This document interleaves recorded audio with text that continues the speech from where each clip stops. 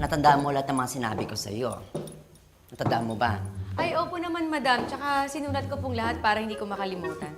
Kasi itsura mo pa lang parang mababa ang iyong utak. Pagbiro pala kayo, ma'am, no? Of course, my dear. Our sense of humor defines us. Ang pagiging responsable at masipag ang siya mag-aangat sa atin sa kahirapan.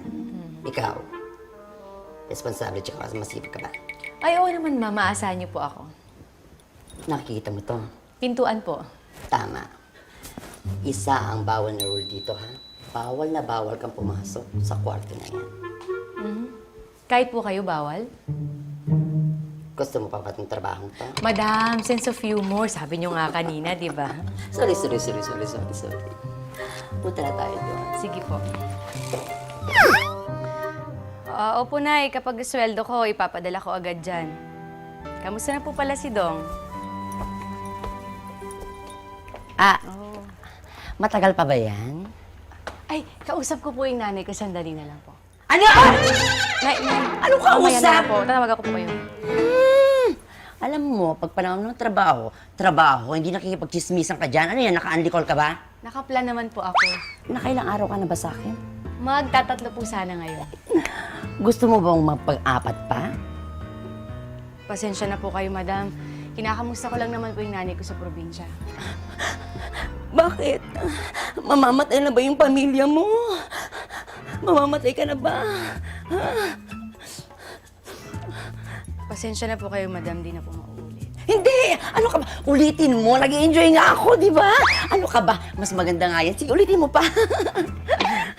Ulitin mo! Talaga po? Oo! Okay lang po. Alam mo naman, meron pa akong kailangan meeting. Dalihan mo dyan. Chop.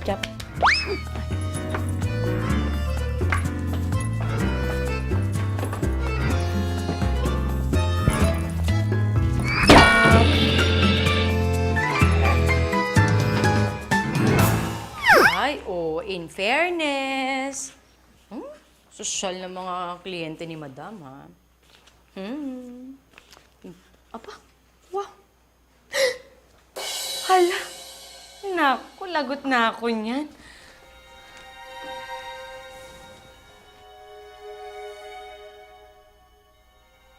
Bawal na bawal kang pumasok sa kwarto na yan. Pero sa oras na ito, Dear Uge, wala na talaga ata akong choice. Ayaw kong mapagalitan na naman ako ni Madam Marta dahil sa pagiging clumsy ko. Kaya kahit bawal, bubuksan ko po ang kwarto ni Madam para makuha ko yung nalaglag ko. Kailangan mo bukas ka. Anong ginagawa mo? Madam, may... Po? Ano? Yes! Opo! Bakit mo naman kasi pinalayas agad tong si Isha? Ay, nako. Alam niya namang bawal na bawal pumasok sa kwarto ko, pero sinuway niya. Ni-record ko naman ang Helen. Paulit-ulit ka kasi. Nako, hindi mo ba alam? Ayaw na tayong padalhan ng assistant ng agency. Eh, Diyos ko, pati ba naman yung ad natin sa dyaryo? Wala nang nagka-interest doon. Ito namang si Isha lang ang bukod tanging nagkalakas loob na mag-apply dito sa atin. Eh, paano naman? Sa Dubai pa yung huling trabaho niya. At saka hindi naman niya alam ang ugali mo eh. Eh, what's wrong, Manang? Masyado lang siyang sensitive. Not my loss. Hers. Alam mo, sa totoo lang, siya lang ang pwedeng magtiyaga sa'yo. Kaya kung ako ikaw, naku, susuyuin mo na lang siya para bumalik dito. Ha? Sige na. She's incompetent. Ah, spell? Oh. Ay, doon ka na nga. Babalikin ko na siya. Alis ka dito, Manang. Ikaw din. Lakasan mo yung pag-ano mo. Ganun mo. Eh, ganun mo pa. Lakasan mo. Ganyan. Arik ko. Yan. Okay. Babalik na siya.